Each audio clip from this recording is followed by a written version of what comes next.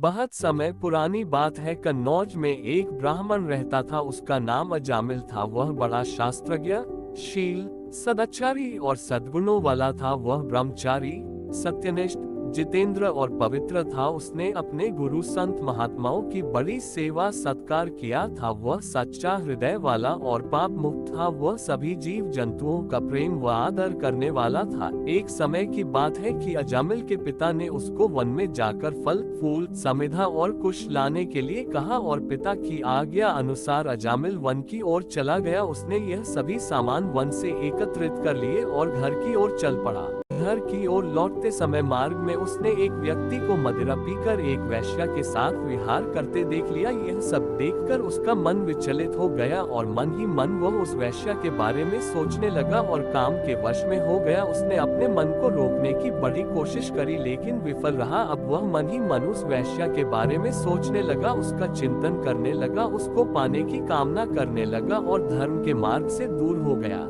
अजामिल उस वेश्या को प्रसन्न करने का मार्ग ढूंढने लगा। वह उस वेश्या के लिए सुंदर सुंदर वस्त्र, आभूषण इत्यादि ले जाता और उसको प्रसन्न करने की चेष्टा करता, यहाँ तक कि उसने अपने पिता की सारी संपत्ति भी उस वेश्या को दे दी। वेश्या के प्रेम में उसने अपनी नवविवाहित पतिव्रता पत्नी का भी त्याग कर दिया और उस वेश्या के साथ रहने लगा। उसने वेश्या के हाथों से बने हुए भोजन को ग्रहण करके अपना पूरा जीवन दूषित कर लिया। उस वेश्या को रिझाने के लिए वह छल से, जुए से, न्याय से, अन्याय से जहाँ कहीं भी धन मिलता वह ले आता और उस वेश्या के साथ विहार करने में अपना समय व्यतीत करता था। एक बार कुछ साधु संत अजामिल के गांव में आए। गांव के बाहर भ्रमण करते समय संतों ने कुछ लोगों से पूछा कि भैया किसी ब्राह्मण का घर बताएं, हमें वहां रात्रि विश्राम करना है। तो उन लोगों ने संतों का मजाक बनाते हुए कहा, संतों हमारे गांव में तो एक ही ब्राह्मण है जिसका नाम अजामिल है और वह इतना बड़ा भगवान का भक्त है कि वह गाँव के अंदर नहीं रहता, वह गाँव के बाहर ही रहता है।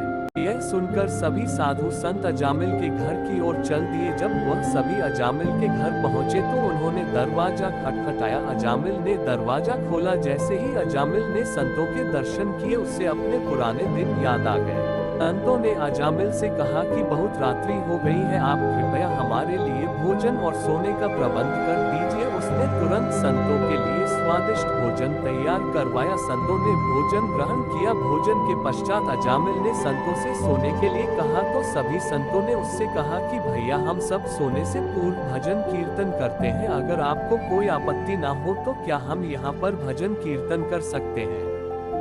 अजामिल ने कहा कि आपका ही घर है महाराज, आप यहाँ पर भजन कीर्तन कर सकते हैं, मुझे कोई आपत्ति नहीं है।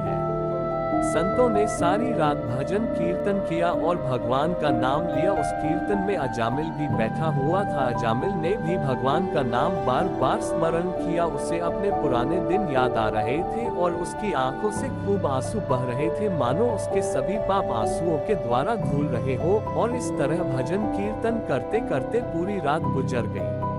जब सुबह हुई तो सभी संत तैयार होकर जाने लगे तो अजामिल ने कहा, हे महात्माओं आप सभी मुझे क्षमा कर दीजिए, मैं कोई भगवान का भक्त नहीं हूँ, मैं तो एक महापापी हूँ और मैं वेश्या के साथ रहता हूँ और मुझे गांव वालों ने बाहर निकाल दिया है, इसलिए मैं यहाँ गांव के बाहर रहता हूँ। केवल आप सभी की सेवा के लिए मैंने आपको भोजन करवाया था, अन्यथा मुझे बड़ा पापी इस संसार में कोई नहीं है।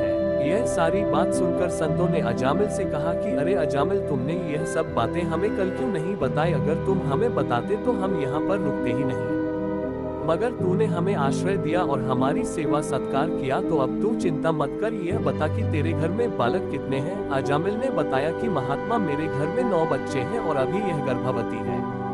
संतों ने बताया कि अब की बार जो तेरी संतान होगी वह पुत्र होगा और तू उसका नाम नारायण रखना और तेरा कल्याण हो जाएगा। और इस तरह सभी संतजन उसे आशीर्वाद देकर चले गए। कुछ समय पश्चात संतों के कथन अनुसार उसके यहाँ पुत्र हुआ तो अजामिल ने उसका नाम नारायण रख दिया। बाकी सभी पुत्रों की तुलना में अजामिल अपने नारायण पुत्र से बहुत अधिक प्रेम करता था और उसने अपना संपूर्ण हृदय अपने पुत्र को सौंप रखा था और हर समय कहता था, नारायण भोजन कर लो, नारायण पानी पी लो, तुम्हारा खेलने का समय है, तुम खेल लो। हर समय नारायण नारायण कहता रहता था और इस तरह समय बिता गया। वह 88 साल का हो गया। वह बहुत वृद्धि हो गया था। उसे इस बात का पता भी नहीं था कि मृत्यु उसके सर पर आ चुकी है। वह लेटे लेटे अपने पुत्र नारायण के बारे में सोच रहा था कि इतने में ही उसने देखा कि उसे ले जाने के लिए अत्यंत भयानक 3 यमदूत आए हुए हैं और उन सभी के हाथ में फांसी का फंदा है और उनके मुंह टेढ़े मेढ़े हैं और शरीर के रोए खड़े हुए हैं। यह सब देखकर अजामिल बहुत भयभीत हो गया। उस समय बालक नारायण कुछ ही दूरी पर खेल रहा था। यमदूतों को देखकर अजामिल अपने पुत्र को पुकारने लगा, नारायण नारायण मेरी रक्षा करो, नारायण मुझे बचाओ। भगवान के पार्षदों ने देखा कि यह मरते समय हमारे स्वामी नारायण का नाम ले रहा है और उनके नाम का जप कर रहा है। वह तुरंत वहां आ पहुंचे और उस समय यमदूत अजामिल के शरीर से उसकी सूक्ष्म आत्मा को खींच रहे थे। भगवान विष्णु के दूतों ने तुरंत यमदूतों को बलपूर्वक रोक दिया। उनके द्वारा रोके जाने पर यमदूतों ने कहा कि अरे धर्मराज की आज्ञा की अवहेलना करने वाले तुम लोग हो कौन? तुम किसके दूत हो और हमें इसे ले जाने से क्यों रोक रहे हो?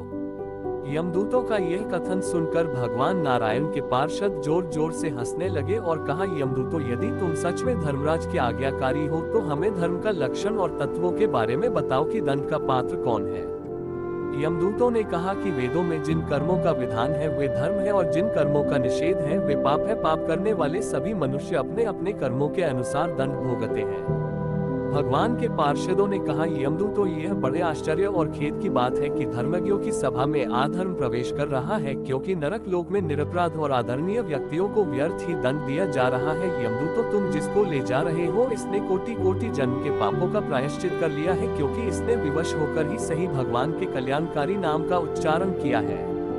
जिस समय इसने नारायण इन 4 अक्षरों का उच्चारण किया उसी समय इसके समस्त पापों का नाश हो गया और इसने अपने समस्त जीवन के पापों का प्रायश्चित कर लिया। चाहे जितना भी बड़ा पाप हो, भगवान के नाम मात्र से ही उसका प्रायश्चित हो जाता है, क्योंकि भगवान के नाम के उच्चारण से मनुष्य की बुद्धि भगवान के गुण, लीला और स्वरूप में रम जाती है। तो ये यमदूतों तुम लोग अजामिल को मत लेकर जाओ, इसने अपने सभी पापों का प्रायश्चित कर लिया है, क्योंकि इसने मरते समय अनजाने में ही सही भगवान के नाम का उच्चारण किया है और इस तरह भगवान की पार्षदों ने अजामिल को मृत्यु के मुख से बचा लिया। भगवान की महिमा सुनने से अजामिल के हृदय में भगवान के प्रति भक्ति भाव जागृत हो गया। अब वह अपने पापों को याद करके मन ही मन पछताने लगा और सोचने लगा कि किस तरह काम के वश में आकर मैंने वैश्या के गर्भ से पुत्र उत्पन्न करके अपना ब्रह्म तत्व नष्ट कर दिया, अपने कुल को कलंकित कर दिया, अपने बूढ़े माता पिता और पत्नी का भी त्याग कर दिया। मन ही मन अपने आप को धिक्कारने लगा। ओह, मैं कितना बड़ा पापी हूँ, मैं अवश्य ही नर्क में गिरूंगा, अनेक प्रकार की यह यातनाओं को भोगूंगा। मैं महाकपटी, पापी, निर्लय और ब्रह्मतेज को नष्ट करने वाला हूँ और भगवान नारायण का नाम परम कल्याणकारी और मंगलमय है। वो सोचने लगा कि अब मैं अपने मन, इंद्रियों को वश में करने का प्रयत्न करूंगा, अब किसी प्रकार का पाप नहीं करूंगा। मैंने यमदूतों के डर से अपने पुत्र का केवल नाम ही पुकारा था, नारायण नारायण, और भगवान के पार्षदों ने आकर मुझे मौत के मुंह से बचा लिया। और यदि मैं वास्तव में नारायण को पुकारता तो क्या आज श्री नारायण मेरे सामने प्रकट न हो जाते? अब अजामिल के मन में इस संसार को छोड़ने का तीव्र इच्छा उत्पन्न हो गई। वो सबसे संबंध और मोह को छोड़कर हरिद्वार चले गए और वहां जाकर भगवान के मंदिर में बैठ गए। वहां उन्होंने योग मार्ग का सहारा लिया और अपनी सारी इंद्रियों को वश में कर लिया और अपना ध्यान केवल भगवान नारायण में लगा लिया। और जब उनकी मृत्यु का समय आया तब उन्होंने उन्हीं 4 पार्षदों को देखा और उनका सर झुकाकर नमन किया। उनका दर्शन पाने के बाद गंगा के तट पर अपना शरीर त्याग दिया और स्वयं भगवान के पार्षद का स्वरूप प्राप्त कर लिया और भगवान के पार्षदों के साथ स्वर्ण विमान में बैठकर आकाश मार्ग से वैकुंठ लोक चले गए।